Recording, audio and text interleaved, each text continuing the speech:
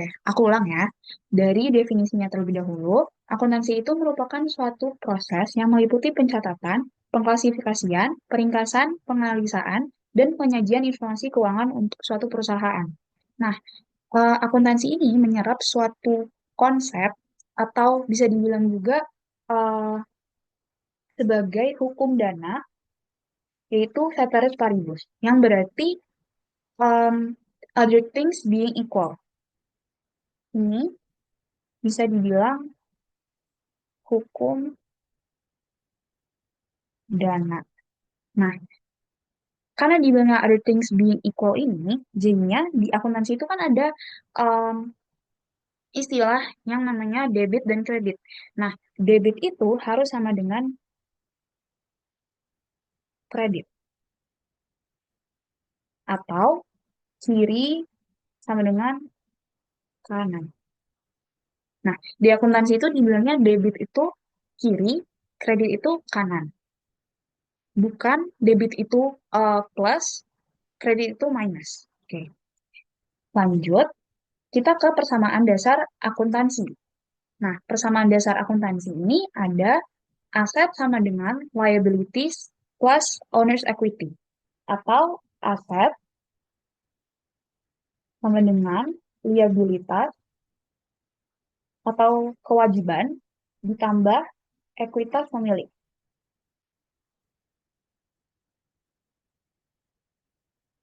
Nah, eh,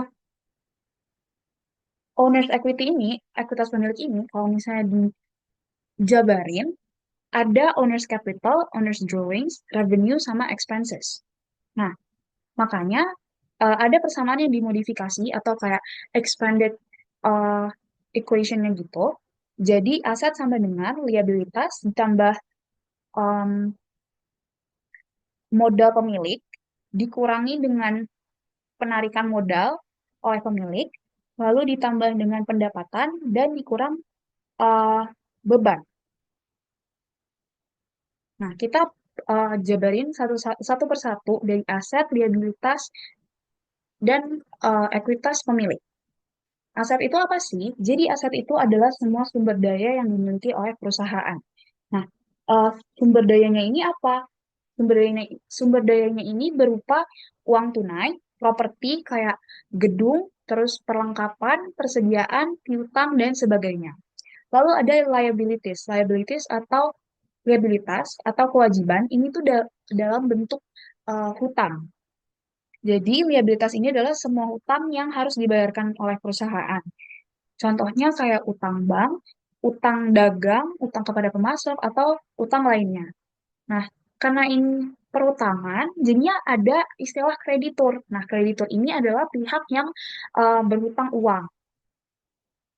Lanjut ke ekuitas pemilik. Nah, ekuitas pemilik ini adalah semua investasi pemilik yang digunakan untuk membiayai operasi perusahaan. Nah, eh, tadi kan aku bilang kalau misalnya persamaan dasar akuntansi kalau di expand itu ada owner's capital, modal pemilik, pendapatan, penarikan modal, dan juga beban. Nah, empat itu ada yang meningkatkan ekuitas pemilik, ada yang menurunkan ekuitas pemilik. Nah, yang meningkatkan ke ekuitas pemilik ini adalah uh, modal pemilik dan pendapatan. Modal pemilik ini bentuknya itu investasi, jadi aset yang dimasukkan pemiliknya ke dalam perusahaan. Kemudian pendapatan itu ya penghasilan dari usaha perusahaan tersebut. Nah, terus ada yang menurunkan ekuitas pemilik yaitu penarikan modal, owner's drawings. Jadi pemilik itu bisa narik uang tunai atau aset lainnya itu untuk penggunaan pribadi si pemilik. Nah, ada juga beban atau expenses, itu adalah bisa disebut biaya juga, itu biaya aset yang dikonsumsi atau jasa yang digunakan dalam proses memperoleh pendapatan. Gitu. Nah, kita lanjut ke akun-akun. Nah, sebenarnya ini buat pemahaman teman-teman aja, biar tahu di dalam akun aset, liabilitas, dan ekuitas pemilik tuh ada apa aja sih. Nah, jadi yang pertama, aset kalau di aset hmm, itu mencakup akun kas atau cash, accounts receivable itu piutang. Jadi kayak kebalikannya utang. Kalau misalnya utang, kita yang eh, minjem uang, misalnya. Nah, kalau piutang berarti orang yang minjem uang ke kita, gitu. Nah, terus ada supplies atau persediaan, peralatan, dan beban dibayar di muka. Lalu, kalau kayak beban dibayar di muka ini dipakainya biasanya di jurnal penyesuaian. Nanti kita bahas. Nah, terus ada liabilitas, terus ada di liabilitas ini mencakup account payable atau utang dagang, pokoknya utang-utang, mau utang dagang, lalu utang bank, uh, dan utang lainnya, lalu ada unearned revenues atau pendapatan diterima di muka. Kenapa ini disebut dengan utang? Karena uh, ini POV dari perusahaan ya, teman-teman. Jadi pendapatan itu, uangnya itu udah dibayar oleh customer ke perusahaan. Ini perusahaan itu belum ngasih servisnya ke customer, makanya disebutnya sebagai liability atau utang gitu. Nah, lalu ada ekuitas pemilik, itu ada investasi tadi, modal pemilik kan, dalam bentuk investasi, terus ada private, private itu adalah owner's drawing, jadi itu akun eh, penarikan modal oleh pemilik untuk penggunaan pribadinya, lalu ada pendapatan, lalu ada beban, entah itu beban utilitas, beban iklan, beban gaji, beban sewa, dan lain-lain. Nah, di sini kan beban itu di ekuitas pemilik. Tapi eh, yang prepaid expense ini, beban dibayar di muka, itu di aset.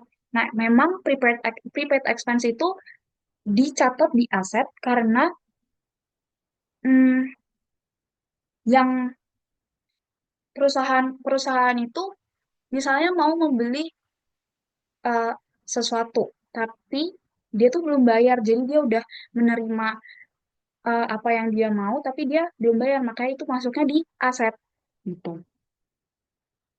Sampai sini jelas atau enggak? Ada yang bingung nggak? Atau kecepatan nggak?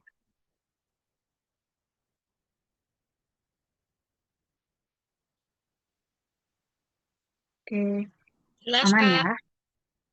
Oke, aku Terus lanjut Kak, ya. Kita masuk ke contoh.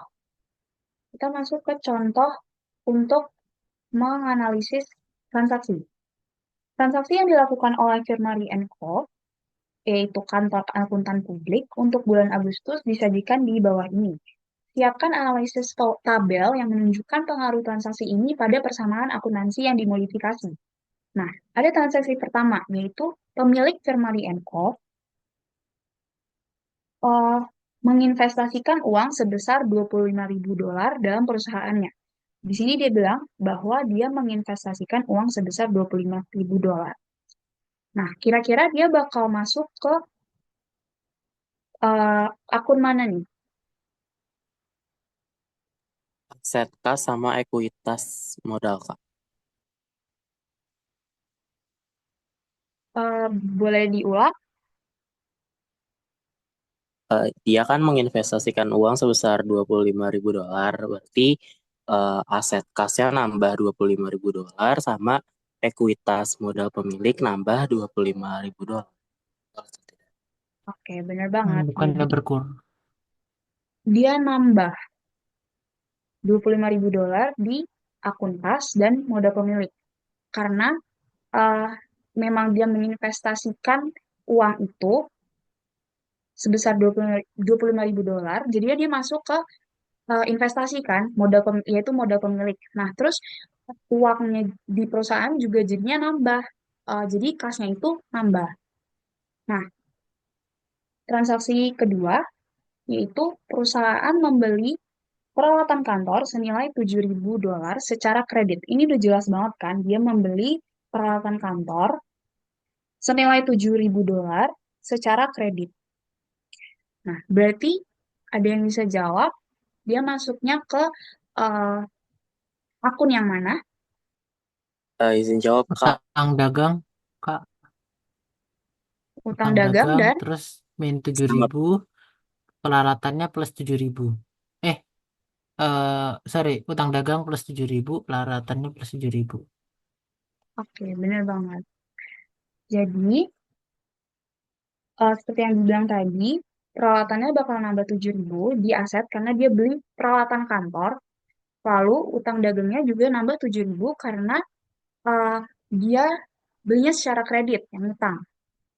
Oke, lanjut ke transaksi ketiga. Perusahaan menerima $8.000 sebagai imbalan atas jasanya. Ini jelas ya, menerima $8.000 sebagai imbalan atas jasanya. Ada yang bisa jawab, ini masuknya ke akun mana aja?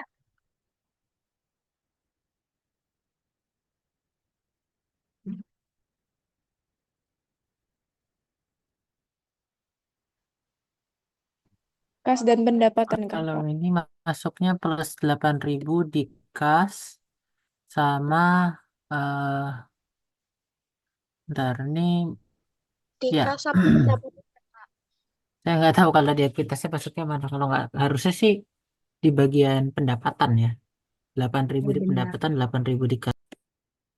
Oke, benar. Tadi ada beberapa, kayaknya tiga yang jawab deh. Ini semua. Kak, maaf Kak, ini suara Kakak lagi putus-putus Kak. Oh, sorry. Ini udah jelas lagi belum? Sudah Kak. Oke, aku ulang ya. Jadi, em, 8.000 ini bakal masuk ke akun kas dan pendapatan karena dia kan habis melakukan jasanya, terus dibayar sama customernya nih. Jadinya kan uang dia nambah 8.000 dan itu masuk ke pendapatan juga. Oke, next. Transaksi keempat, perusahaan membayar $850 untuk sewa bulan ini. $850 untuk sewa. Ada yang bisa jawab? Kalau bayar berarti kan dari kas ya. Dia membayar 850 sebentar. Sorry, sorry. Untuk sewa. Ini berarti kan masuknya ke beban ya. Jadi bebannya em, ya bebannya nambah 850 peralat. Terus habis itu kasnya kalau dia bayar dari keras berarti minus 850 harusnya gitu. Ya, jadi karena dia membayar untuk sewa, jadinya bebannya itu bakal nambah karena itu kan beban sewa. Terus habis itu kasnya bakal berkurang 850 juga. Oke, selanjutnya ini yang terakhir, transaksi kelima, pemilik menarik uang sebesar $1.000 untuk penggunaan pribadinya. Nah, ini jelas kan kalau pemiliknya itu menarik uang untuk penggunaan pribadinya. Nah, kira-kira ada yang bisa jawab nggak?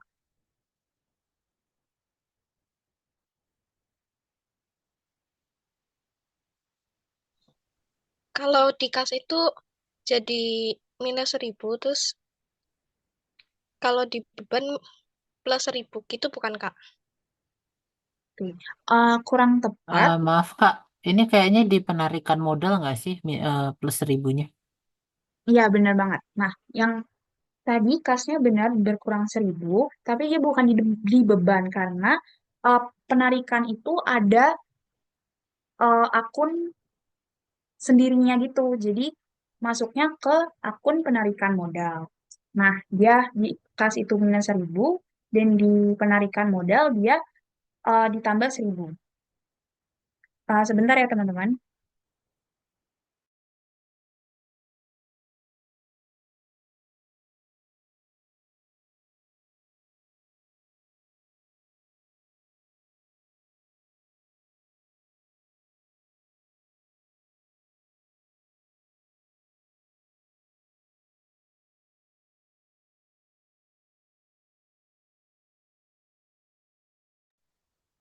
Oke, setelah ini kita bakal ngitung nih totalnya. Apakah dia balance atau enggak?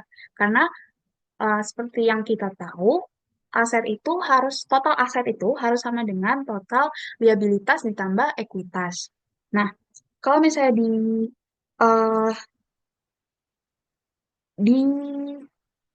dihitung, yang total kas itu 25.000 ditambah 8.000 dikurang 850 dikurang 1.000. Berarti em, sorry guys.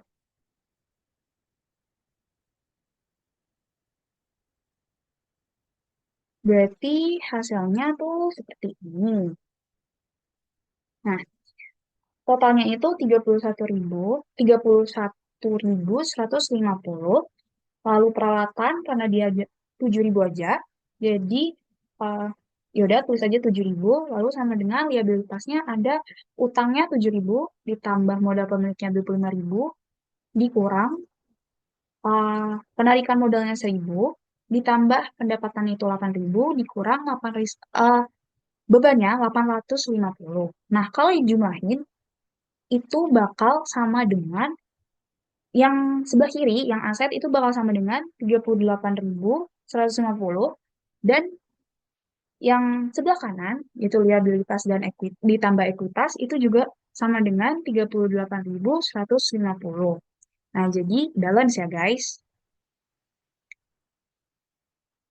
Oke, kita lanjut ke laporan keuangan. Kita bakal bahas sedikit tentang laporan keuangan ini.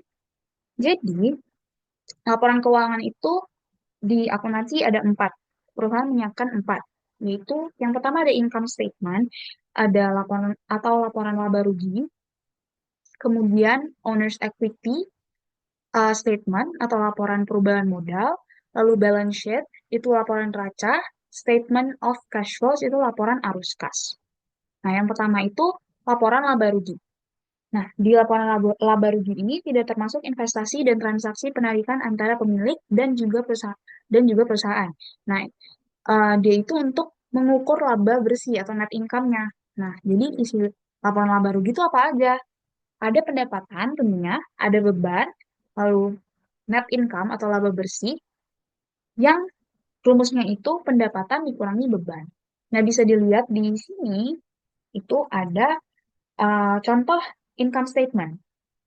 Di sini ada pendapatan, kalau di sini ada total dari uh, beban atau expense, dan setelah itu untuk menghitung net income-nya atau laba bersih, jadinya total uh, pendapatannya itu dikurangi dengan total bebannya, yaitu sekian. Nah, ini tuh berkaitan dengan laporan yang selanjutnya, yaitu laporan perubahan modal. Karena laporan perubahan modal itu bakal masuk, sorry, net income itu bakal masuk ke laporan perubahan modal. Nah, hmm, laporan perubahan modal itu isinya apa aja sih? Ada modal awal dan juga modal akhir. Nah, modal awal ini um, ada penjumlahan dari investasi dan juga laba bersih yang ada di laporan laba rugi tadi. Yang ini. Nah, modal akhirnya itu diambil dari modal awal, totalnya itu dikurangin dengan drawings atau penarikan modal. Nah, jadinya didapatkan modal akhir itu segini. Ini buat contoh bentuk laporannya aja ya teman-teman. Nah, lanjut ke hmm, laporan neraca atau balance sheet. Nah, di sini itu isinya ada total aset dan total liabilitas dan ekuitas pemilik. Nah, karena total aset itu harus sama dengan total liabilitas dan ekuitas pemilik, jadinya harus balance. Nah, pokoknya di akuntansi, teman-teman harus teliti supaya hasil akhirnya tuh balance. Nah, contohnya yaitu seperti di sini. Tadi kan di di laporan perubahan modal itu kan udah dikasih tahu modal akhirnya segini. Jadi itu masuk ke laporan neraca. Nah, setelah itu pokoknya di transaksinya itu dihitung ada berapa ada berapa asetnya dan ada berapa jumlah liabilitas dan owners equity-nya. Jadi hasil ini dan ini itu harus balance, harus sama gitu. Lalu ada laporan arus kas. Laporan arus kas ini berisi informasi mengenai penerimaan dan pengeluaran kas dalam jangka waktu tertentu. Nah, eh, laporan arus kas ini harus menjawab beberapa pertanyaan seperti dari mana uang itu berasal, terus untuk apa uang itu digunakan, terus apa aja sih perubahan saldo kasnya. Nah, contoh dari laporan arus kas itu seperti ini. Kemudian kita lanjut ke akun T atau T account. Jadi, T account ini mencatat kenaikan dan penurunan aset, liabilitas, ekuitas pemilik, pendapatan, atau beban tertentu. Di sini dikasih tahu dari yang hukum dana tadi atau konsep akuntansi tadi itu, yaitu syarat, syarat apa ya tadi? Um, Ceteris paribus, yang berarti other things itu being equal. Nah, jadi debit itu sama dengan kredit, harus sama dengan kredit. Nah, aku ulangi lagi, kalau di akuntansi itu bukan tentang debit itu eh, plus, kredit itu minus, enggak. Tapi kredit itu, debit itu kiri, kredit itu kanan, sebelah kanan, gitu. Nah, setiap transaksi itu harus mempengaruhi dua akun atau lebih untuk menjaga persamaan dasar akuntansi untuk tetap seimbang. Nah, pencatatan itu dilakukan dengan mendebit minimal satu akun dan mengkredit minimal satu akun lainnya. Nah, kita lihat di sini contoh di account. Kalau misalnya jumlah entry debit itu lebih besar dari jumlah entry kredit, seperti yang di sebelah kiri, maka akunnya itu bakal bersaldo debit. Nah, sebaliknya, kalau misalnya kredit yang lebih besar, berarti uh, akun itu bakal bersaldo kredit, gitu. Nah, ini cara ngitungnya, ini misalnya transaksi satu. Ini satu, ini dua, ini tiga, misal gitu. Nah, untuk ngitungnya tinggal yang debit sebelah debit itu dijumlahin aja. 10.000 ditambah 8.000 itu kan 18.000. Terus habis itu dikurang sama 3.000. Berarti uh, ini kan yang sisi debit lebih besar ya jumlahnya 18.000. Sedangkan yang kredit 3.000. Berarti dia akan bersaldo di uh, debit. Nah, yang kredit itu yang sebelah kanan di sini sama aja yang debit itu dikurangin yang kredit. Ini kan kita tahu kalau misalnya 3.000 3.000 tambah 8.000 itu 11.000 kan lebih besar dari yang uh, sisi debit. Makanya dia bersaldo kredit gitu.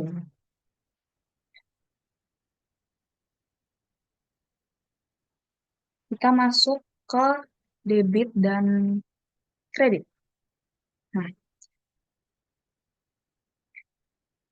di aset itu, debit itu harus melebihi kredit. Kalau liabilitas, kredit yang harus melebihi debit. Nah, investasi pemilik dan pendapatan itu kan yang seperti yang tadi aku bilang, kalau ada yang meningkatkan ekuitas pemilik, ada yang mengurangi ekuitas pemilik.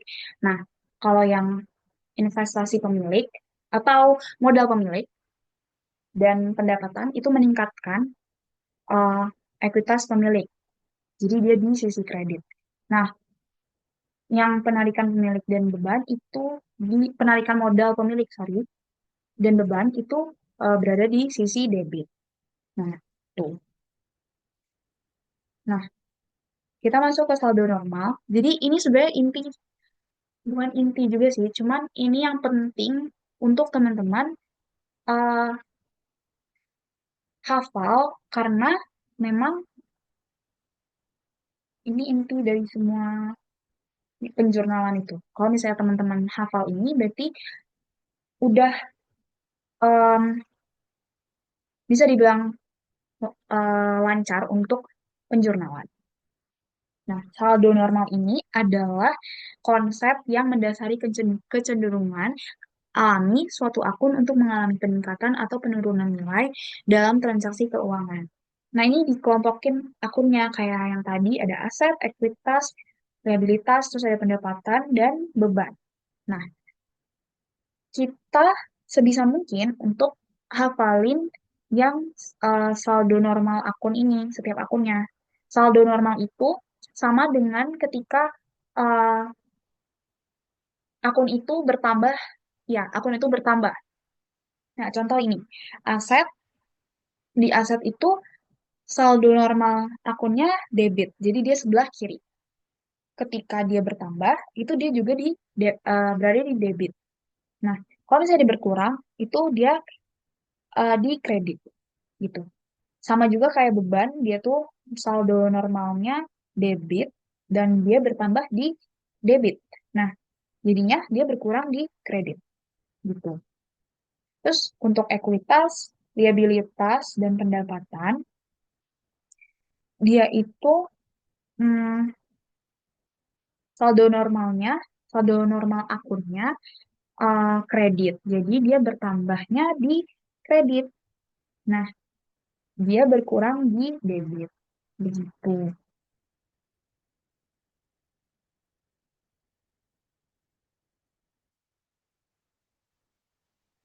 Tapi kalau misalnya dia hmm, owner's drawing atau penarikan modal, dia itu hmm, wait,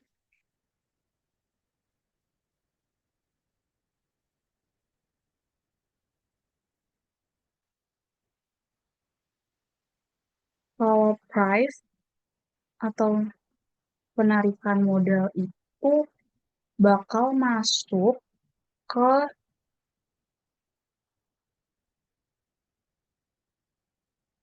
sama kayak em,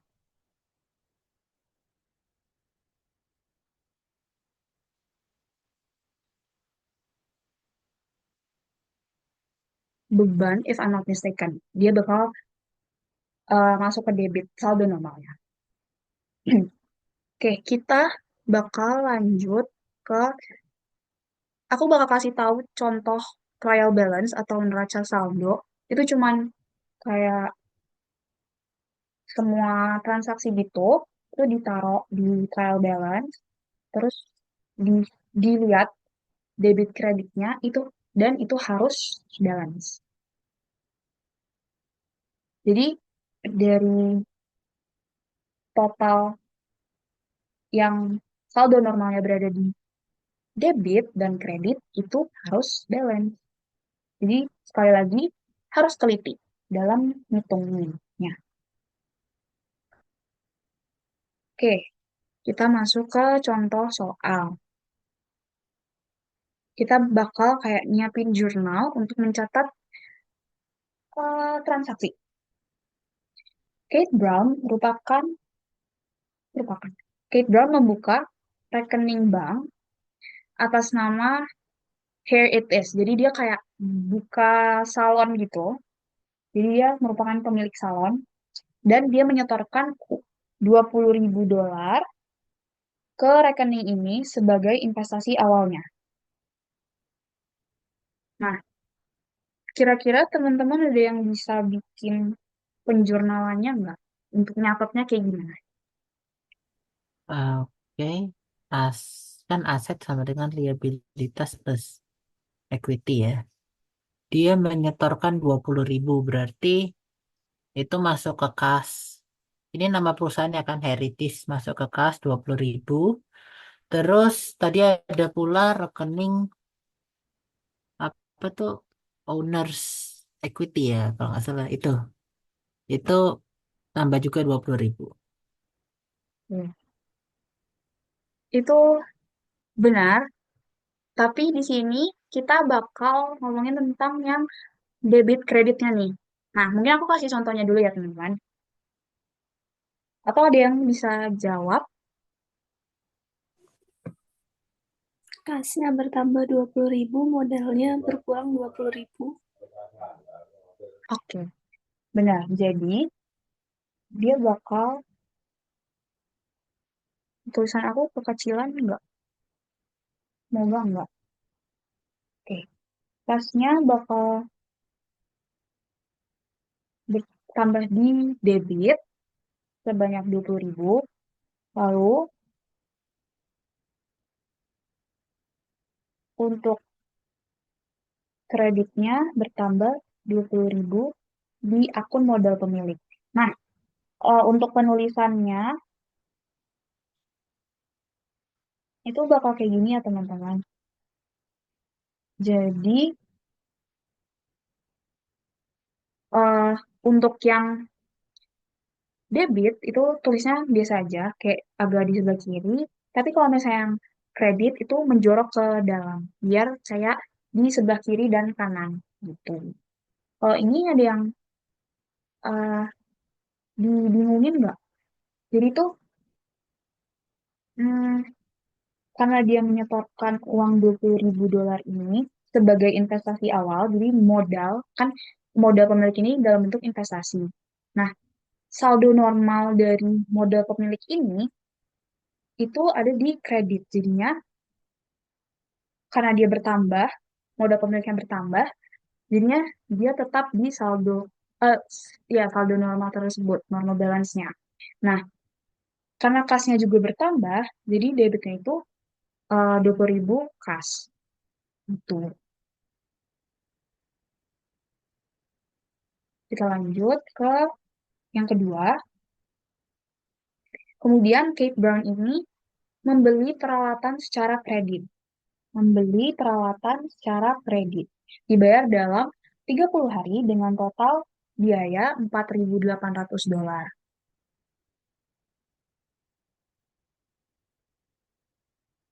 Nah, ada yang bisa menjawab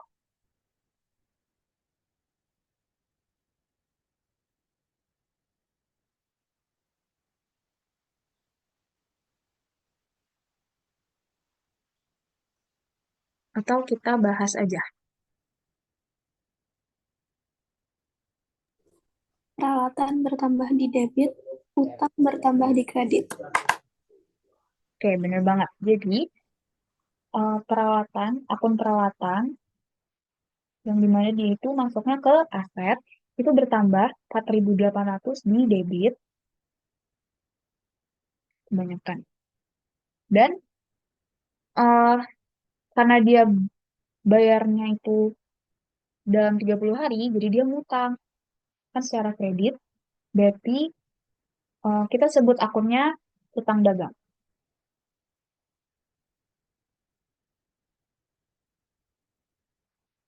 Utang dagangnya itu bertambah 4.800 juga di kredit.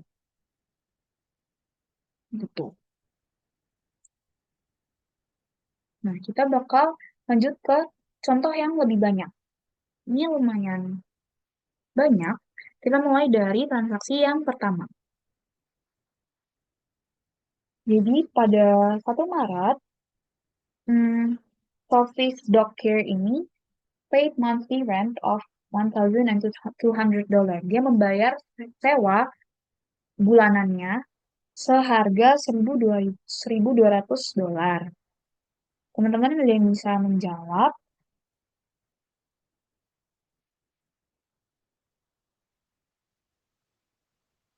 Siap Kak, saya izin jawab Kak. Oke.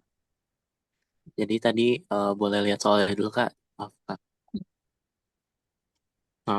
Berarti kasnya, aset, yaitu akun kas, dia kredit 1.200, terus akun utangnya debit 1.200. Karena kalau akun utang berkurang, dia posisinya di debit. Oke. kurang tepat, tapi nggak apa-apa. Yang kasnya udah benar, dia di kredit, tapi dia bukan hutang. Karena ini itu uh, dia kan membayar sewa, berarti itu masuknya ke akun beban. Itu. Tapi udah benar penempatan debit kreditnya. Jadi beban sewa itu debit sebesar 1.200. Lalu kasnya itu asetnya berkurang karena dia membayarkan, dia mengeluarkan duitnya sebanyak 1.200. Jadinya dia masuk ke kredit. Oke, lanjut. Tanggal 3. Sofis Docare performed services for 160 on account. Nah, jadi eh, dia melakukan jasanya seharga $160 on account. Jadi secara kredit gitu. Kita bahas aja ya. Jadi tanggal 3 bulan 3 karena dia uh, on account, jadinya dia masuknya ke piutang karena ada yang ngutang ke dia. Dia padahal dia udah melakukan jasanya. Dia masuknya ke piutang dagang yang dimana dia itu debit karena memang normal balance-nya atau saldo normalnya itu piutang itu di debit $160 dan apa akun kreditnya? Kreditnya itu pendapatan karena dia kan udah seharusnya dia mendapatkan pendapatan sebesar $160. Nah, tapi uh, si customernya itu ngutang ke Sofi. Jadi pendapatannya kredit $160. Lalu pada tanggal 5, dia perform service lagi for cash of $75. Ada yang bisa jawab? Kasnya debit 75, pendapatannya kredit 75. Oke, benar. Jadi pada tanggal 5 Maret, kasnya bertambah $75 karena ada yang membayar uh, membayar atas jasanya, lalu pendapatannya dikredit $75. Oke, next. Tanggal 8 Maret.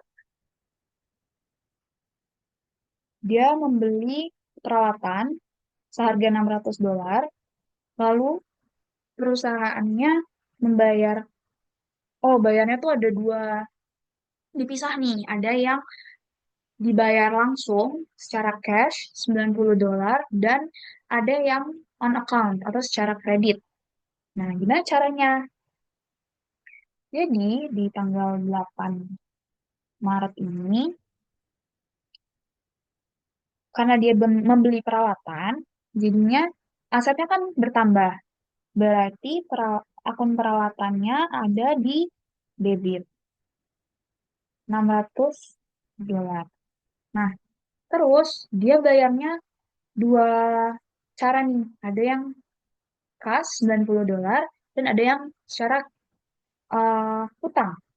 Jadinya karena dia udah bayar $90, berarti kan kas akhirnya ada yang berkurang juga, yaitu kas. Kasnya $90 di kredit. Nah, sisanya berapa? Kan 600 dikurang 90 itu 510. Jadi ini ada di kredit juga. Tapi uh, akunnya tuh apa? Akunnya itu utang dagang karena misalnya kan dia bayarnya nanti on account.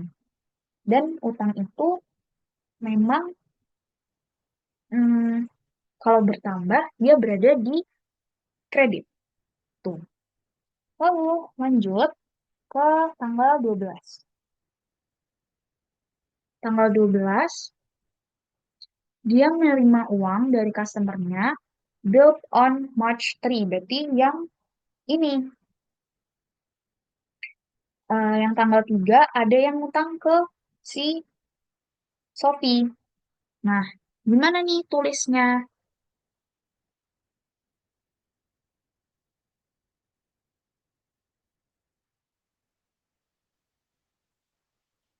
Tadi kan tanggal 3 tuh dia ada piutang dagang. Nah, karena udah dibayar, berarti kasnya nambah dong. Kasnya nambah, berarti kasnya sebesar 160 tadi bakal bertambah di debit dan piutangnya bakal berkurang. Karena piutang kalau misalnya berkurang itu saldonya bakal di kredit, berarti piutangnya yang kredit. Karena dia berkurang. Begitu. Kemudian, hmm, tanggal 14, dia membayar salaries and wages to employees. Dia membayar gaji dan upah ke hmm, karyawan-karyawannya sebesar 525 dolar. Nah, teman-teman ada yang bisa jawab nggak tanggal 14 ini? Gimana penjurnalannya? Kasnya kredit 525, beban gajinya debit 525. Nah, benar banget. Jadi, karena dia membayar karyawannya, membayar gaji, jadi ada beban gaji dan upah debit sebesar 525 dolar dan asetnya, kasnya itu menurun. Jadi dia masuknya ke kredit. Gitu. Oke, mungkin kita nggak usah lanjut sampai akhir ini contohnya karena banyak banget. Masih ada 1, 2, 3, 4, 5 lagi.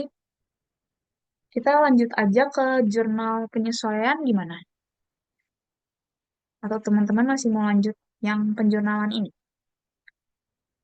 untuk lebih paham lagi?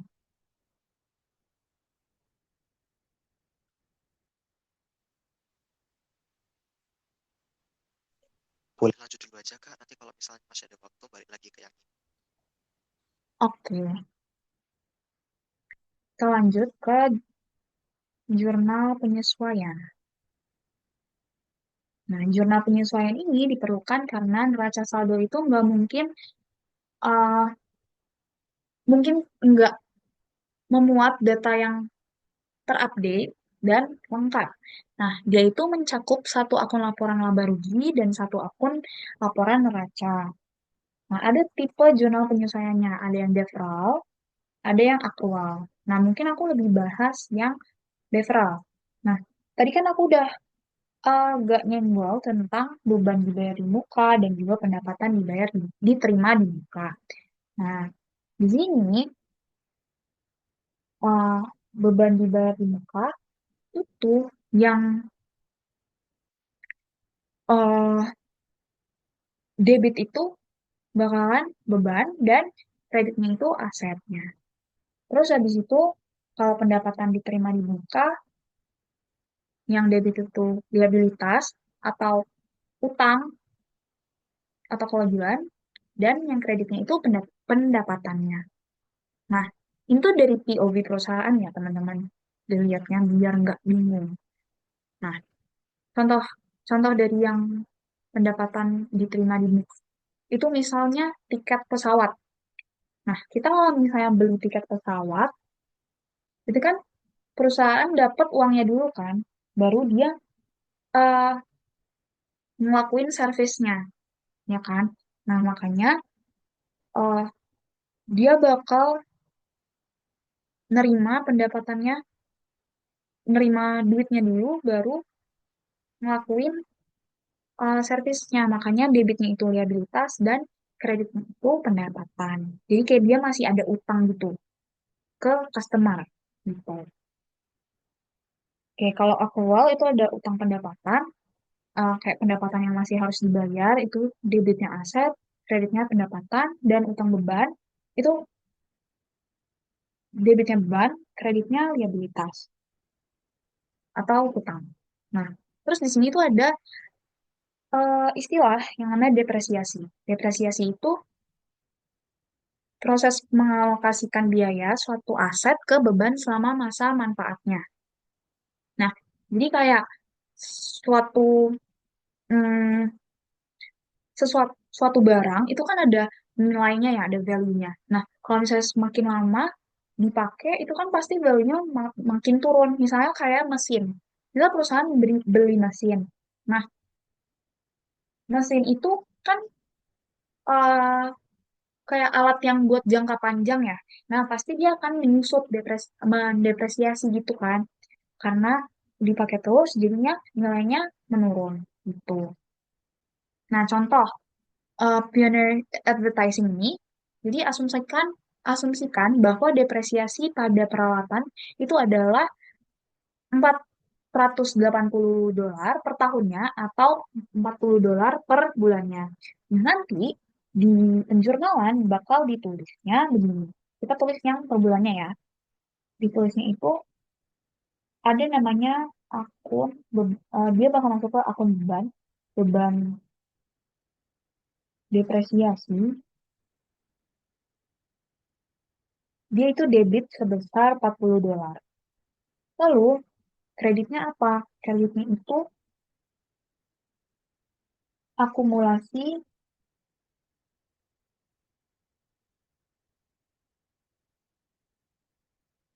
depresiasi sebesar $40 juga. Begitu. Nah, ini ada contoh penyesuaian raca saldonya, adjusted trial balance-nya. Ya, ini kan ada yang akumulasi depresiasi. Nanti kredit, uh, itu kreditnya kan. Nah, terus ada beban depresiasinya. Gitu. Jadi kayak ngitungin, misalnya peralatan. Itu peralatannya depresiasi sebesar $40 per bulannya yang tadi. Nah, berarti ya udah nanti kurangin gitu. Nih, lanjut ke contoh soal lagi. Ini buat yang prepaid expense atau bahasa Indonesia itu apa tadi? Oh, beban dibayar di muka. Oke, ini ada contoh. The ledger of Hammond Company on March 31, 2017 includes this selected accounts before adjusting interest are prepared. Nah,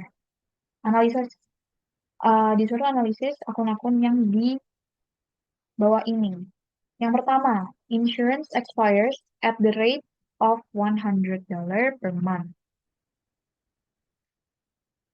Nah, aku langsung aja ya ke pembahasannya. Jadi, asuransinya itu expired at the rate of $100 per month. Tadi, uh, kalau dilihat situ, kan ada prepaid insurance-nya nih. Terus, asuransinya itu expired at the rate of 100 per month. Itu langsung aja ditulis. Jadi, uh, beban asuransinya, insurance expense-nya, itu debit de- debit $100, kemudian beban asuransi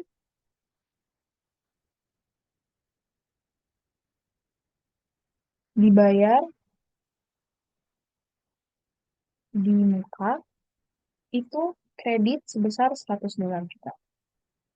Ini mungkin agak susah dipahami. Soalnya pas aku belajar dulu juga emang rada susah dipahamin, cuma nggak apa-apa. Kalau misalnya sering-sering latihan soal itu bakal paham. Mungkin nanti aku kasih referensi bukunya yang aku pakai pas belajar akuntansi di Aksial. Kalau misalnya aku lupa, nanti kasih tahu aja, remind aja. Oke? Nah, yang kedua itu supplies on hand totalnya $800. Jadinya tuh kan di sini supplies-nya itu, di sini supplies-nya itu, salah. Nah, supplies-nya itu 2.800 kan. Nah, di statement yang ini, supplies on hand-nya itu $800. Berarti uh, kayak sisa persediaannya itu $800, $800 aja gitu kan. Nah, berarti kan hmm, yang udah pakai atau kejual gitu ada 2.800 dikurang 800 di 2.000 kan. Nah, yang udah jadi beban persediaan itu di debit 2.000 dan supplies-nya sendiri itu di kredit 2.000. Karena uh, yang udah terjual atau terpakai itu kan 2.000 berarti makanya dia bertambah di debit. Nah, sedangkan persediaan itu kan aset ya, harusnya dia kalau misalnya bertambah dia di debit. Nah, karena dia persediaannya itu asetnya itu berkurang sebanyak 2.000 makanya ditaruhnya di kredit gitu. Kemudian yang ketiga itu the equipment depreciates $200 a month. Nah, ini yang depresiasi. Nah, ini langsung aja yang kayak tadi aku kasih contohnya. Jadi, beban depresiasi sebesar kredit debit sebesar $200, benar nggak? $200 ya. Lalu kreditnya itu yang tadi akumulasi depresiasi sebesar $200. Terakhir, yang keempat, during March, services were performed for one half of the unearned service revenue. Nah, di sini di atasnya ditulis kalau unearned service revenue-nya itu 9.200. Tapi di sini tuh karena one half, jadinya kita bagi dua dulu. 9.200 dibagi 2 sama dengan 4.600. Berarti yang transaksi keempat, dia karena unearned service revenue berarti pendapatan diterima di muka. Jadi dia masih ada utang uh, untuk melakukan jasanya.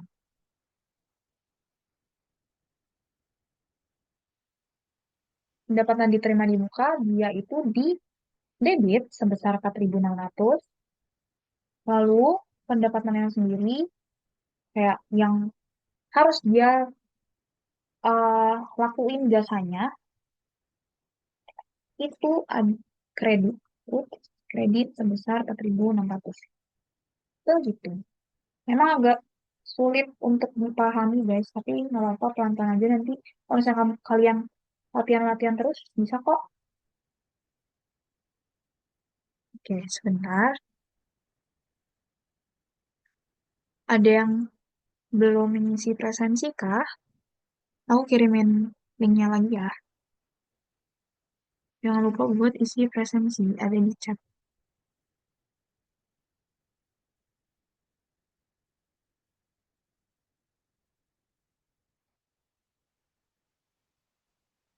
Oke, kita lanjut lagi. Ini ada contoh lagi, tapi tentang yang em, pendapatan diterima di muka.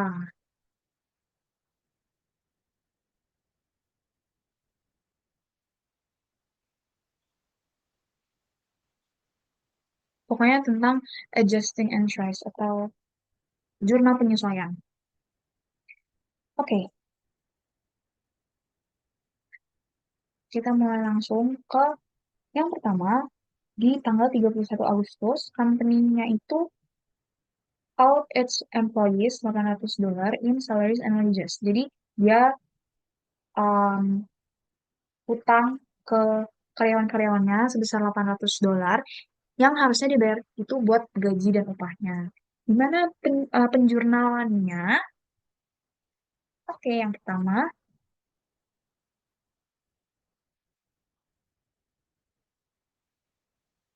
sama. Karena dia harusnya uh,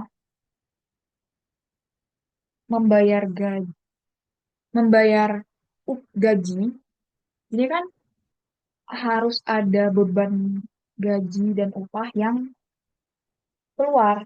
Nah, expense-nya bertambah dong, karena dia debit sebesar tadi $800. Tapi dia ngutang, kayak namanya utang gaji sebesar $800 di kredit, gitu. Lalu yang kedua, di tanggal 1 Agustus, the company borrowed $30.000 from a local bank on a 15-year mortgage. The annual interest rate is 10%. Nah, kita hitung dulu tuh um,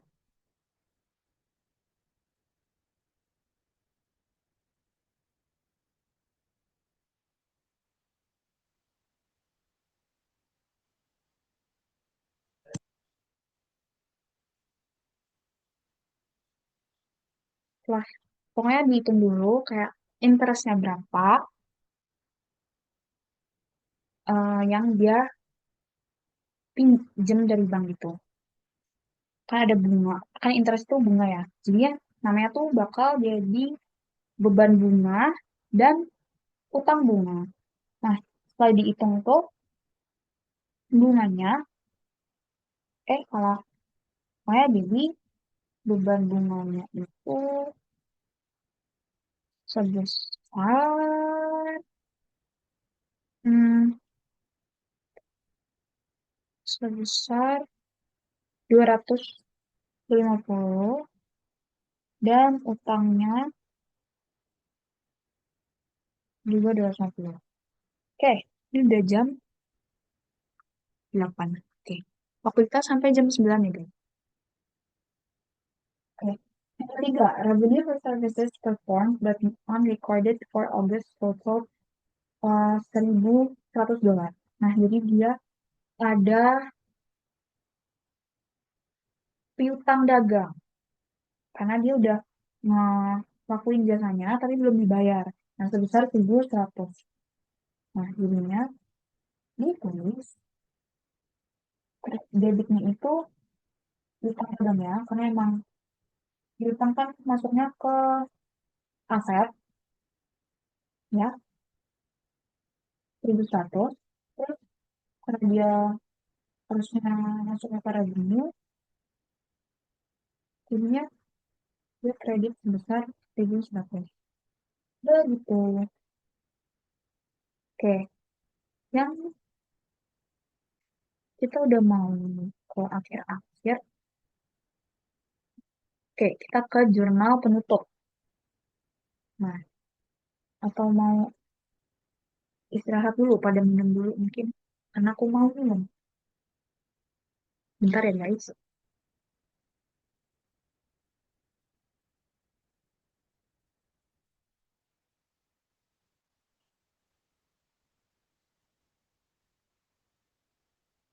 Oke, jurnal penutup. Di akuntansi itu, sebelum ke jurnal penutup, di akuntansi itu ada siklusnya. Yang pertama itu ada transaksinya, terus kita catat tuh, jadiin penjurnalan, terus posting ke buku besarnya, yang ditulis itu, terus habis itu ada neraca saldonya, terus habis itu ada jurnal penyesuaiannya, kemudian yang penyesuaian neraca saldo, lalu laporan keuangan yang ada 4 tadi yang aku jelasin, lalu ke jurnal penutup. Nah ini jurnal penutupnya.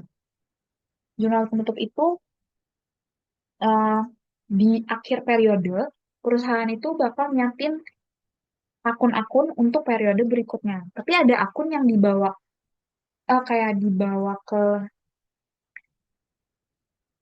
periode selanjutnya, yang disebut sebagai eh, permanen, akun permanen. Tapi ada juga yang temporary atau akun sementara yang ditutup di akhir periode.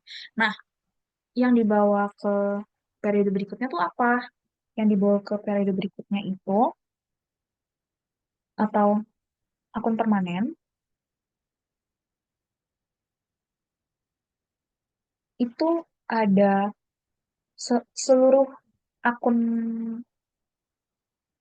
seluruh akun aset, lalu ada seluruh akun liabilitas, lalu ada akun ekuitas pemilik.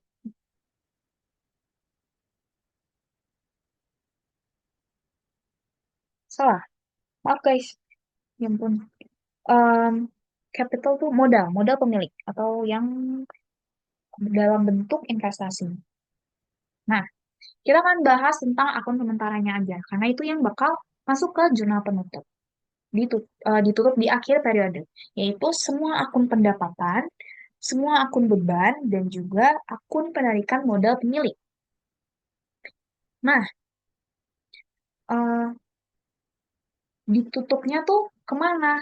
Nah, akun pendapatan dan beban itu bakal ditutup ke akun yang namanya ikhtisar laba rugi atau income summary. Nah, terus ada ikhtisar ikhtisar laba rugi ini bakal ditutup pada modal pemilik. Terus ada penarikan modal pemilik yang ditutup pada eh, akun modal pemilik. Nah, ini contohnya.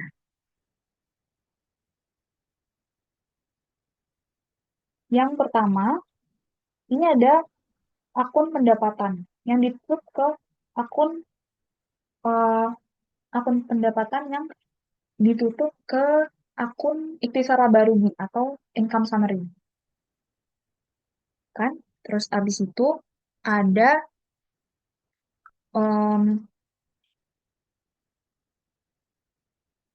expense atau akun beban yang ditutup ke akun eh, ikhtisar laba rugi juga. Nah, karena beban itu jadi tuh di jurnal penutup dia bakal kebalik. Yang saldo normalnya debit, dia bakal ditaruh di kredit. Yang saldo normalnya tadi debit. Yang saldo normalnya kredit, dia bakal taruh di debit. Kayak gini. Ini kan revenue pendapatan itu harusnya kan di kredit ya. Tapi karena ini di jurnal penutup, dia jadinya ditaruh di debit. Nah, terus habis itu yang expense juga. Expense itu harusnya kan ditaruhnya di debit karena dia emang em, saldo normalnya itu di debit kan, tapi ini utamanya di kredit gitu. Nah, cara hitungnya, misalnya ini udah ada transaksinya, dikasih tahu yang service revenue itu sekian, terus habis itu ditutup income summary-nya 10.600 juga ditaruh di kredit.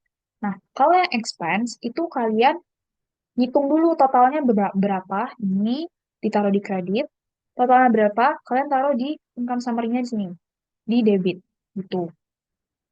Jadi ini ikhtisar lalu ini adalah total dari expensing. Karena kan uh, total apa namanya akun bebannya itu bakal ditutup ke si ikhtisar laba rugi gitu. Nah, terus setelah menutup dua itu, kita ada eh, modal pemilik.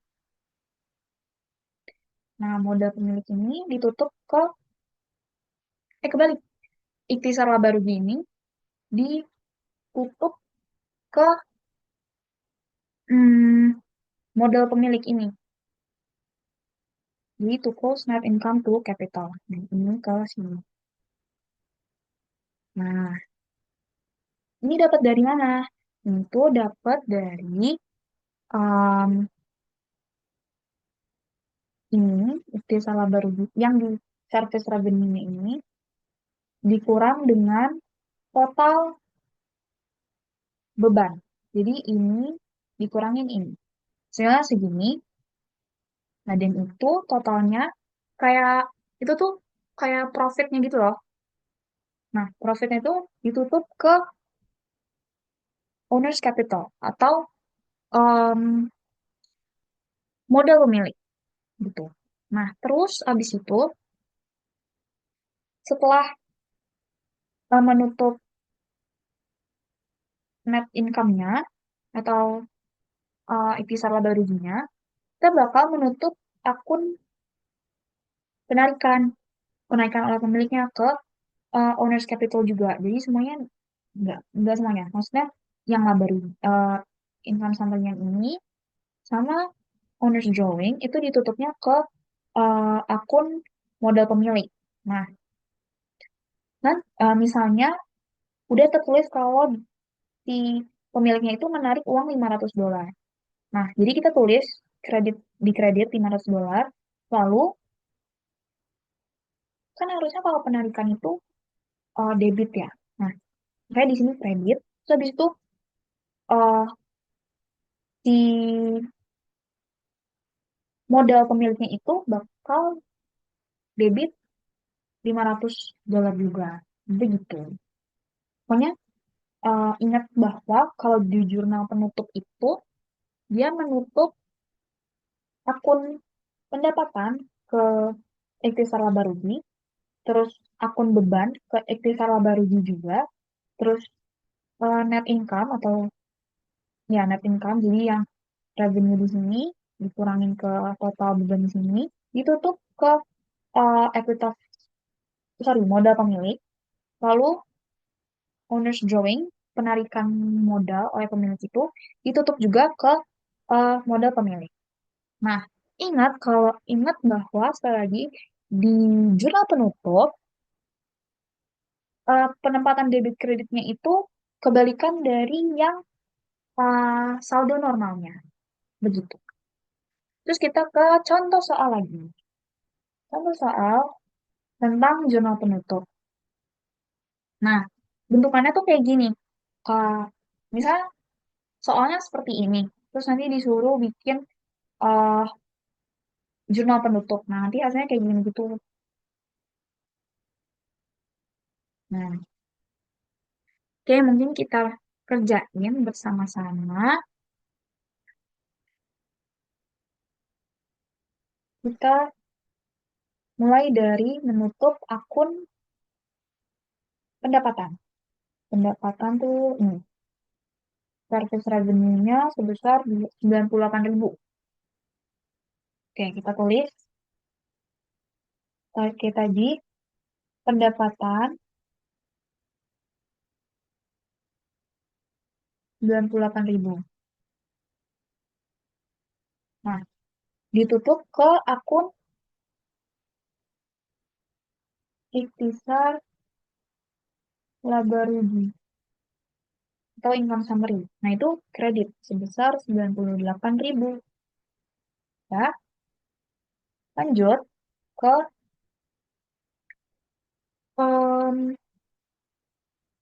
akun-akun beban, kita bakal tutup ke ikhtisar laba rugi juga. Karena akun beban itu seharusnya saldo normalnya itu debit, karena ini jurnal penutup, makanya kita tulis di kredit. Nah, pertama ada rent expense, beban sewa. Ya kan, beban sewa. Kita terus dulu deh. Ini besar laba rugi.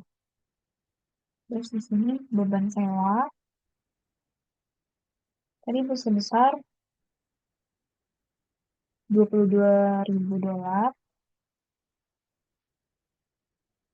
Lalu ada apa lagi beban ya? Beban gaji dan upah. Lalu ada, oh ini, beban persediaan. Oke, beban gaji. Aku tulis beban gaji aja ya, biar lebih pendek. Dan beban persediaan. Nah, tadi beban gajinya 51, ini 7.000. Nah, ini kalau di total berarti 22 tambah 51, 73 tambah 7.000 berarti 80.000. Nah, udah ditutup. Udah dua yang ditutup ke ikhtisar laba rugi. Nah, sekarang kita ke menutup net income-nya atau ikhtisar laba ruginya ke modal pemilik. Nah, berarti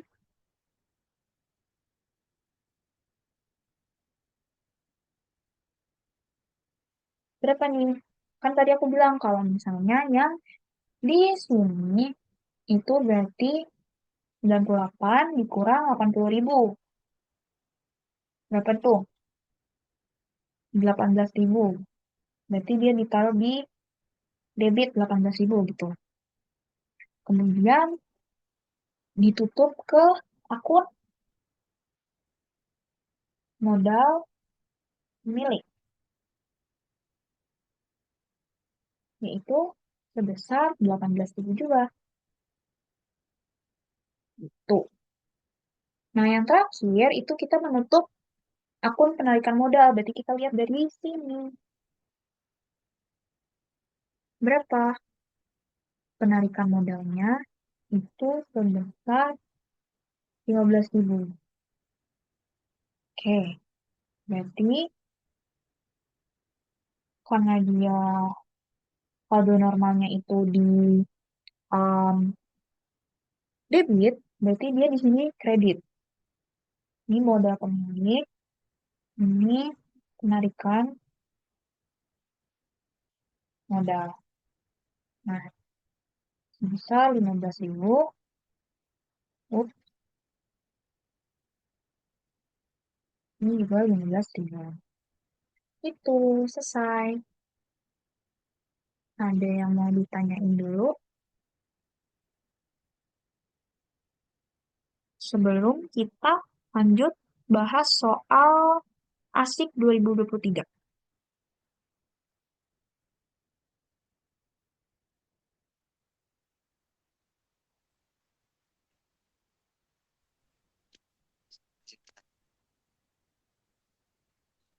Untuk yang laporan penutup ini tadi pelajari yang sementara ya kak, itu ada yang Boleh digedein nggak suaranya? Atau ini di aku aja atau di yang lain juga suaranya kurang jelas? Atau bisa dicat aja kok kalau mau.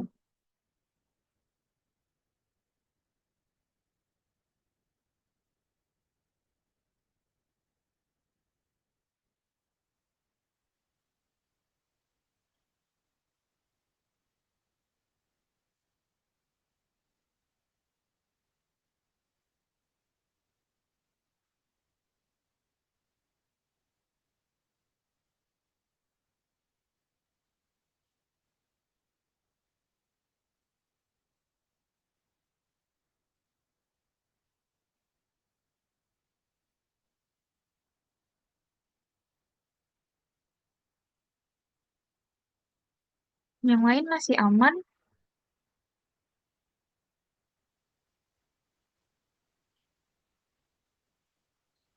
Oke. Untuk laporan penutup sementara, tadi ada pendapatan beban dan hasil dan juga mulai. Nah, itu tuh dibawa ke periode berikutnya. Jadi emang nggak akun itu nggak ditutup gitu. Kalau misalnya di jurnal-jurnal, jadi ya dimasukin ke buku besar aja dan laporan keuangan. Ya, ya dan ada di laporan keuangan gitu. Ini yang ditutup cuman akun pendapatan, kemudian beban, lalu eh, penarikan modal, dan yang income dari yang dihitung tadi ke ditutup ke modal pemilik. Apakah menjawab? Oke, sama-sama. Oke, mungkin kita lanjut lagi ya. Sedikit lagi, karena udah malam juga. Ini, oke. Soal ASIK 2023. Kita akan membahas beberapa, ada 4 soal yang akan kita bahas. Yang pertama, PT Asik Makmur Jaya Abadi melakukan pencatatan sebuah transaksi di mana elemen aset, liabilitas, dan ekuitas bertambah sebesar 7 juta rupiah. Lalu, A 7 juta rupiah, berarti ini berturut-turut ya. Eh, Elemen aset 7 juta rupiah, liabilitas A juta rupiah, dan ekuitas B 7 rupiah. Nah, dia memakai eh, konsep ini, ceteris paribus. Nah, pertanyaannya, persamaan polinomial derajat 2 yang mungkin dibentuk dari akar-akar A dan B agar hukum dana terpenuhi adalah, nah, di sini tuh aku nggak menemukan jawaban dari eh, apa namanya, pilihan gandanya. Tapi kalau misalnya aku yang salah, teman-teman bisa langsung bantah aja. Oke? Kita ke pembahasan. Tadi dibilang kalau dia make hukum dana, yaitu ceteris paribus. Yang berarti other thing being equal. Nah, di mana persamaan dasar akuntansi itu kita tahu kalau aset itu sama dengan liabilitas, liabilitas tambah dengan ekuitas, ya kan? Nah, tadi diketahui kalau asetnya itu 7 juta rupiah, terus liabilitasnya itu A, ditambah ekuitasnya itu B. Nah, kan tadi persamaan polinomial derajat 2. Bentuknya kan gini ya. Ini. Misal X, oh, mx kuadrat ditambah mx ditambah c, gitu. Sama dengan 0. Nah, kita tahu kalau m itu sama dengan A plus B, ya kan? Lalu C itu A dikali B, gitu. Nah, A tambah B ini kan 7 ya.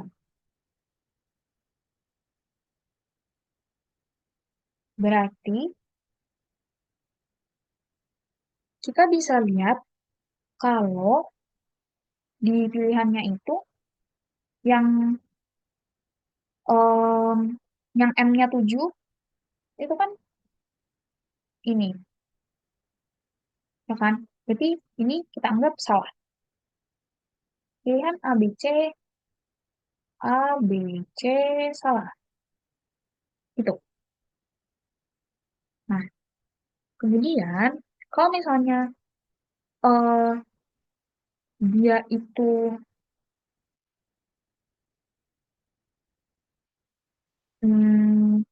A tambah B itu 7, kita bisa bikin kalau misalnya A, B itu 3,4, misal. gitu. Nah, jadinya kan misalnya nih akar-akar dari si persamaan um, polinomial berderajat 2. Nah, berarti kan kita bisa taruh kalau X min 3, X min 4, itu sama dengan X kuadrat min 4X min 3X plus 12. Gitu. Jadinya X kuadrat dikurang 7X tambah 12. Nah, mungkin yang mendekati itu jawabannya yang D. Tapi harusnya nih 12 gitu. Oke, kalau misalnya pertanyaannya yang em, pilihan ganda itu masih bisa dilihat dari pilihannya kan. Kalau misalnya pertanyaan kayak gini, karena kita nggak tahu nih A plus B-nya, A sama B-nya tuh apa yang sebenarnya. Gitu kan. Jadi kayak trial and error aja. Menurut aku. Maaf, Jadi Kak, jawabannya ini. izin tanya. Ya, boleh. Bagaimana kalau misalkan A dan B-nya pakai 2 dan 5? Oke, kalau 2 dan 5. A, B itu, oh sorry banget ini aku nggak buka chat Zoom-nya, jadi nggak kelihat yang tadi udah ngechat. Sorry ya. Oke, 2 dan 5.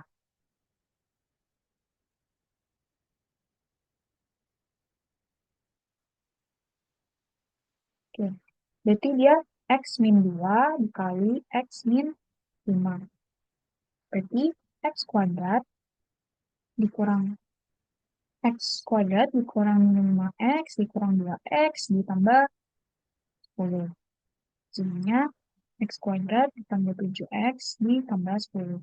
Nah, ini juga berarti kalau misalnya yang ada di uh, pilihannya, berarti jawabannya yang E.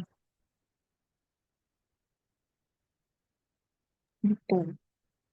Jadi ini, Maaf, Kak, itu tandanya minus, Kak, bukan plus yang 17. oh iya, sorry. Ya ampun, maaf ya guys. Berarti tetap D. Nah, berarti kalau pertanyaan yang kayak gini, terus aku nggak tahu ya soal olimnya yang tahun ini kayak gimana, tapi ya mungkin semoga mirip-mirip tahun lalu, cuman nggak tahu juga karena aku bukan yang ngurus eh, lomba-lombanya ini. Nah, berarti kalau misalnya ada yang soal kayak gini, kalian bisa ngikutin yang ada di pilihan gandanya aja. Oke. Berarti yang memenuhi yang di pilihan gandanya tuh ininya guys. Jawabannya D. Oke, soal kedua. Nah, soal kedua tuh sebenarnya ini masih pilihan ganda, tapi karena kalau di foto jadinya blur banget, di screenshot jadinya blur banget kalau aku masukin sini, pokoknya aku potong. Wait guys, kita buka PDF-nya.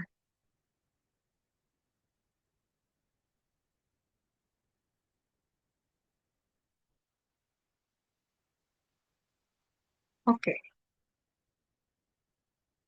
pertanyaannya itu pada 1 Juli 2023, PT Asik menyediakan jasa layanan konsultasi ke PT Olim senilai 1.700.000. Nah, 5 hari setelahnya PT Asik ini akan menerima pelunasan utang piutang tersebut yang sebagian secara tunai 750.000 dan sisanya berupa pelunasan utang piutang di antara keduanya karena itu si PT Asik ini punya utang ke PT Olim yang jatuh temponya di hari yang sama. Nah, analisis transaksi berbasis akun untuk transaksi pada 6 Juli 2023 oleh PT Asik adalah, nah, kita pakai debit kredit tadi. Kita tahu kalau piutang itu akan bertambah di kredit dan berkurang di debit. Lalu kas itu bertambah di debit, berkurang di kredit. Dan hutang itu bertambah di kredit,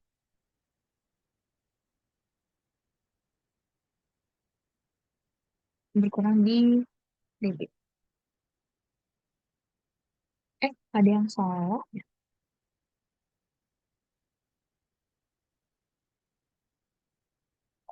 Piutang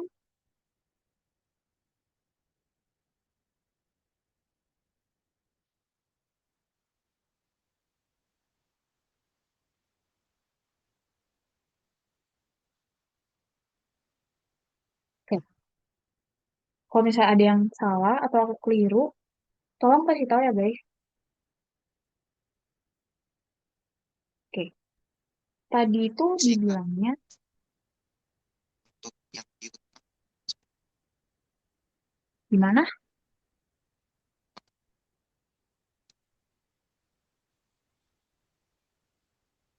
Nah ya, oke. Aku keliru. Piutang, ya, piutang itu di debit bertambahnya dan berkurang di kredit. Sorry ya guys. Nah, kita disuruh nulisnya itu analisis transaksinya pada 6 Juli. Nah, dia kan menyediakan jasa konsultan layanannya itu ke PT Olim senilai 1.700.000. Nah, 5 hari setelahnya itu PT Asik akan menerima pelunasan pelunasan utang piutang tersebut yang sebagian secara tunai 750.000. Nah, eh, jadi berarti itu kan si PT Olim ini ngutang ke PT Asik. Nah, berarti PT Asik ini punya piutang usaha sebesar 1.700.000. Karena piutangnya itu bertambah, makanya ditaruhnya di debit.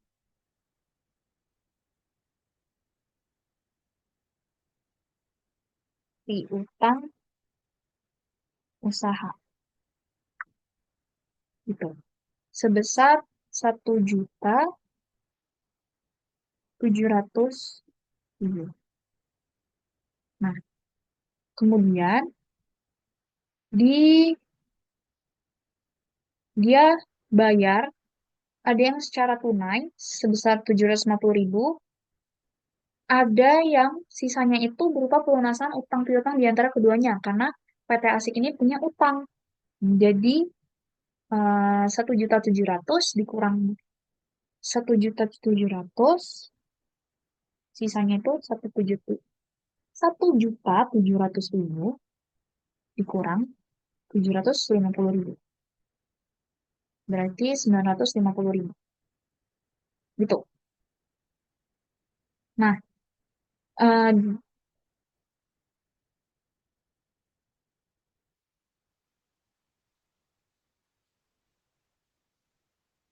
berarti kasnya itu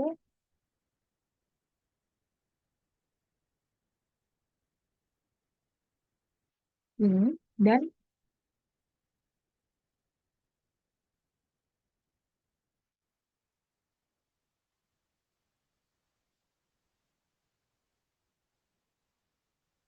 kebalik guys. Ini harusnya ya ampun.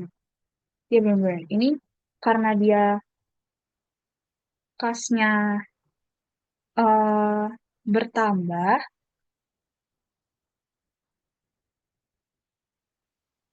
kasnya karena dia ditulisnya di tanggal 6 ya guys. Jadi kan kasnya itu bertambah 750 eh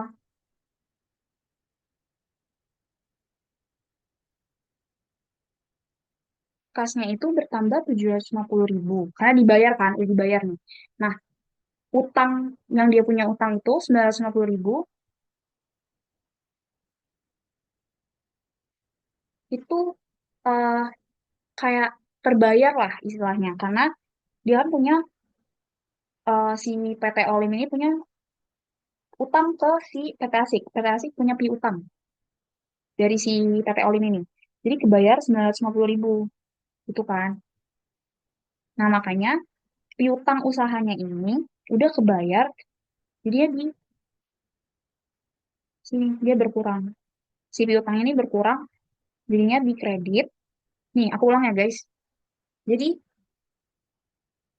di tanggal 6 Juli dicatatnya si si PT Asik ini kan punya piutang usaha ke PT Olim sebesar 1.700.000, tapi di tanggal 6 ini mau dibayar sama si PT Olim. Nah, bayarnya itu kebagi dua, ada yang secara cash langsung, ada yang pakai utang si PT Asik yang dia ngutang ke si PT Olim sebesar sisanya 950.000. Nah, makanya si piutang usahanya ini, hmm, si piutang usahanya ini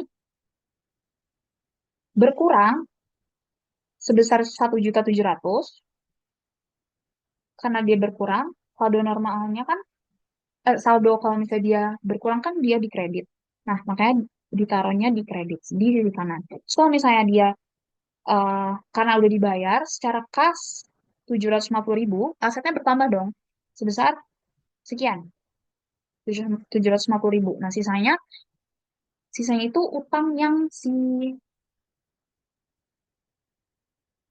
eh, utang yang si PT Asik punya ke si PT Olim, yaitu sebesar 950.000. Nah, utang kan kalau misalnya berkurang itu di debit. Nah, makanya ini ditaruh di debit. Gitu. Kalau misalnya dihitung kan sama-sama debitnya itu 1.700.000, kreditnya 1.700.000 gitu. Sorry guys.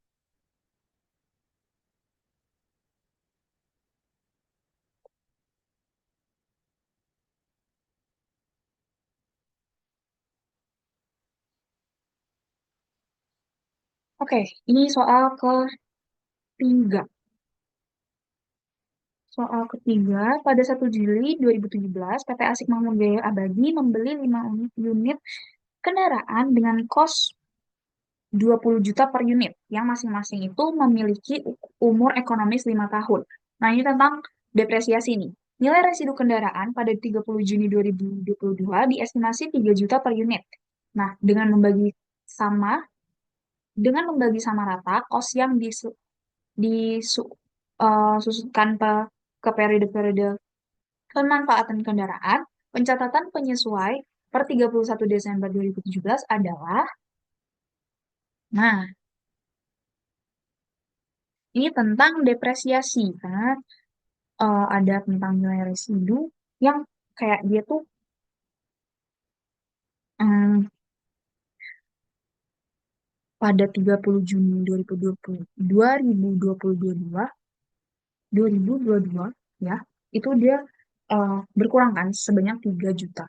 Nah, tapi yang disuruh dihitung tuh 31 Desember 2017. Berarti kan 1 Juli 2017 ke 31 Desember 2017 itu dihitungnya 6 bulan, which is 1 semester. Jelek banget. Nah, kalau yang nyusutannya itu dari 1 Juli 2017 sampai 30 Juni 2022. 2022. Ini tuh 5 tahun kan? Nah, balik lagi. Tadi kan dibilang kalau umur ekonomisnya itu 5 tahun. Nah, nilai residunya itu pada, ya, tahun kelima ini diestimasi 3 juta per unit ya guys. Nah, berarti depresiasi per, per semesternya, per 6 bulan, per kendaraannya, itu sama dengan, ups, kan ini per unit ya guys, 20 juta dikurang dengan tadi depresiasinya 3 juta. Nah, karena dia per semester, jadinya 5, kan udah 5 tahun, berarti dikali 2 aja kan. 1 tahun kan 2 semester. Ya, berarti 5 tahun dikali 2. Gini. Nah, berarti 17 juta per 10 dengan 1,7 juta. Gitu. Nah, ini kan per unit, per kendaraan. Jadinya kalau misalnya 5 kendaraan itu berapa? Kalau 5 kendaraan berarti ya 2 kali 5. Jadi total beban depresiasi, sorry. Depresiasi sama dengan 1,7 juta dikali 5. Karena kendaraannya tadi 5. Sama dengan 8,5 juta. Benar?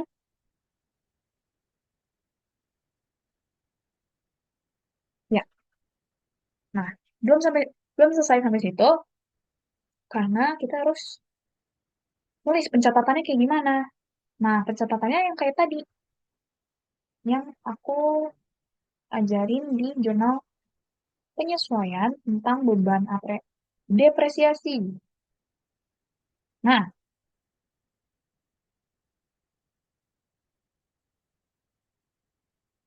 jadi karena beban itu kan bertambah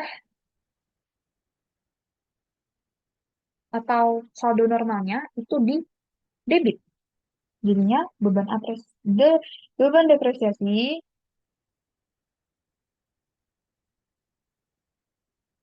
sebesar 8,5 juta. Kita tulis deh, 8 juta 500. Dan akumulasi, kreditnya itu akumulasi, biasanya tuh ditulisnya gini, akumulasi depresiasi, terus, ini beban, bukan beban, kayak, ini kan kendaraan, berarti, hmm, misal masukinnya ke perawatan, gitu. Kredit 5 juta, 8 juta 500. Gitu.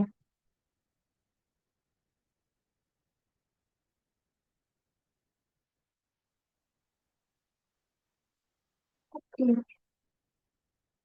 20 juta sisa 10 menit.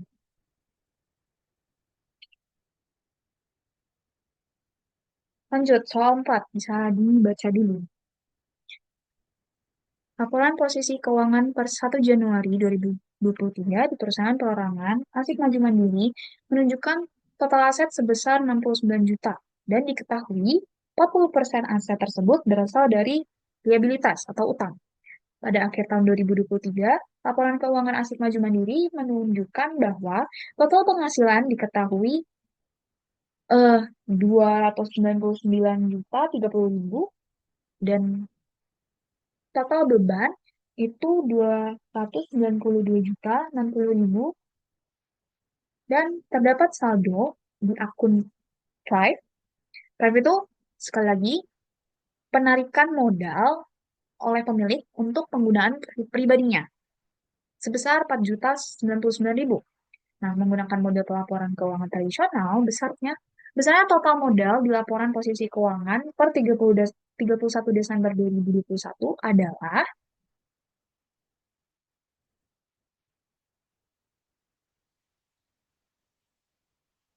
oke, kita mulai dari yang 1 Januari 2023 atau awal tahun.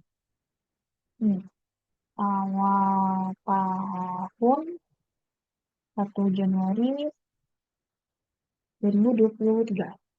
Dikasih tahu bahwa asetnya itu 69 juta rupiah. Kan? Nah, terus dikasih tahu kalau 41%, nih, diketahui 41% aset tersebut berasal dari liabilitas atau utang. Nah, berarti bisa kita tulis kalau liabilitas itu sama dengan 41% dari aset, which is 41% dikali 69 juta, sama dengan 28.290.000. Nah, kita tahu dengan konsep hukum dana itu, yaitu aset sama dengan liabilitas ditambah ekuitas. Jadinya kita bisa dapat kalau ekuitasnya itu sebesar, ini ceritanya sebagai ekuitas itu kan modal ya. Jadi ini sebagai modal awalnya. Itu sebesar tadi 69 juta. Ini kayak persamaan math biasa yang kayak tinggal dibalik-balik. Jadi kan ekuitas sama dengan aset ini di sini ke sini dikurangin liabilitas gitu. Dikurangin 28 juta 290.000 itu sama dengan 40 juta 710.000. Ya. Nah, terus kita ke akhir tahun karena ditanyanya 31 Desember 2021. Oh, 2023. Oke. Kita tahu kalau ada pendapatan, wait, tulis ini akhir tahun, yaitu 31 Desember. Pendapatannya sebesar 299 juta 30.000. Terus ada beban sebesar 292 juta 60.000.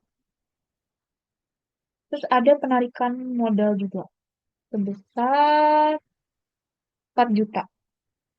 4 juta 99.000. Terus yang ditanya apa? Yang ditanya itu modal akhirnya. Oke, total modalnya.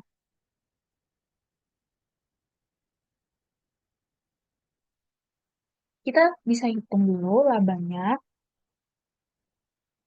dari ini, pendapatan dan beban kan.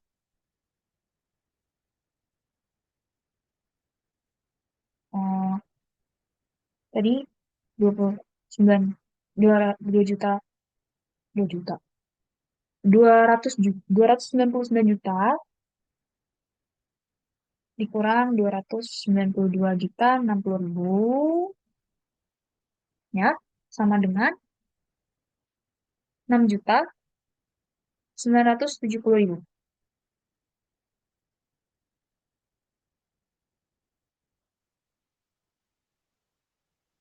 Ya. Nah, bisa didapat kalau modalnya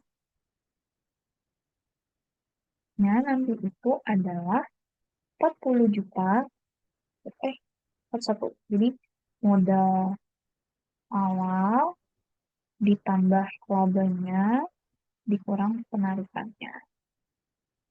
Nah, berapa hasilnya? 40 juta 710.000 tambah 6.970 dikurang 4,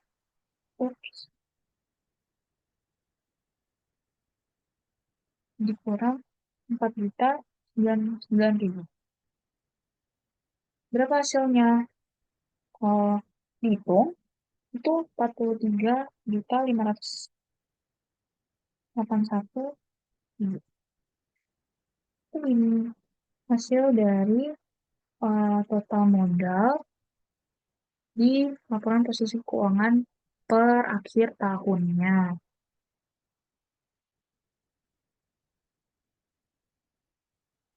Begitu. Oke, kita sudah selesai di akhir. Jadi, ada yang masih mau ditanyakan? Aku mau ingetin lagi, mungkin ada yang belum isi presensi, boleh diisi segera. Ini aku kirim lagi di chat.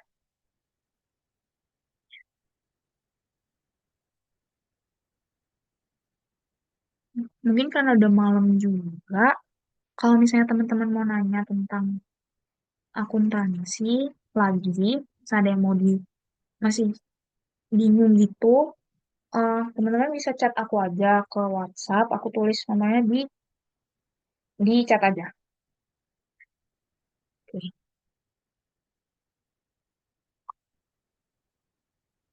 Hmm. Kalau misalnya teman-teman setelah Zoom ini masih ada yang mau ditanyain atau bingung,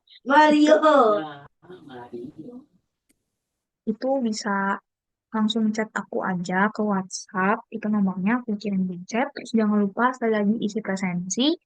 Terus aku mau bilang semangat Olimpiadenya.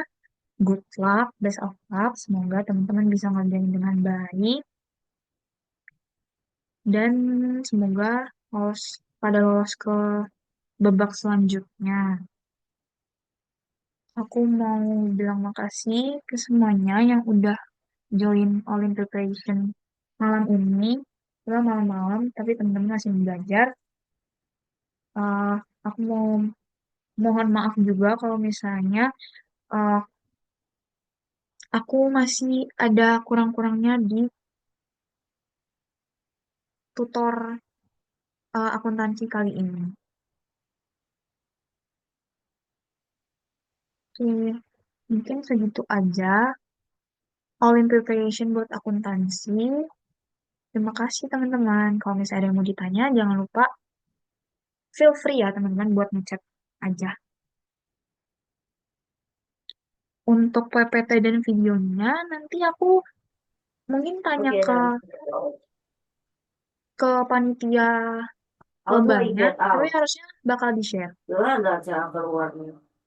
Tapi kalau misalnya nggak di-share, nanti chat aku aja. Harusnya sih di-share ya, guys.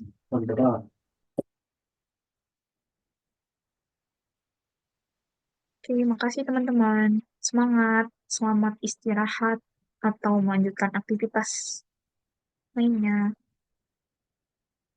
Sama-sama, Terima kasih, Kak. sama-sama. Selamat istirahat.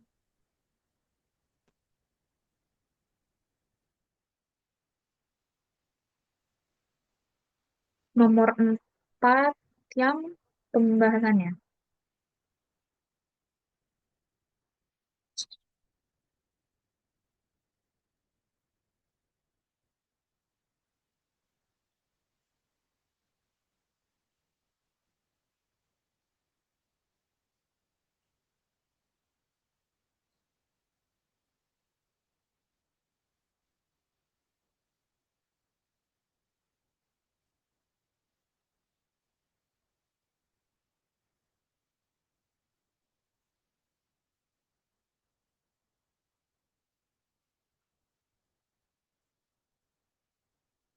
Oke, sama-sama.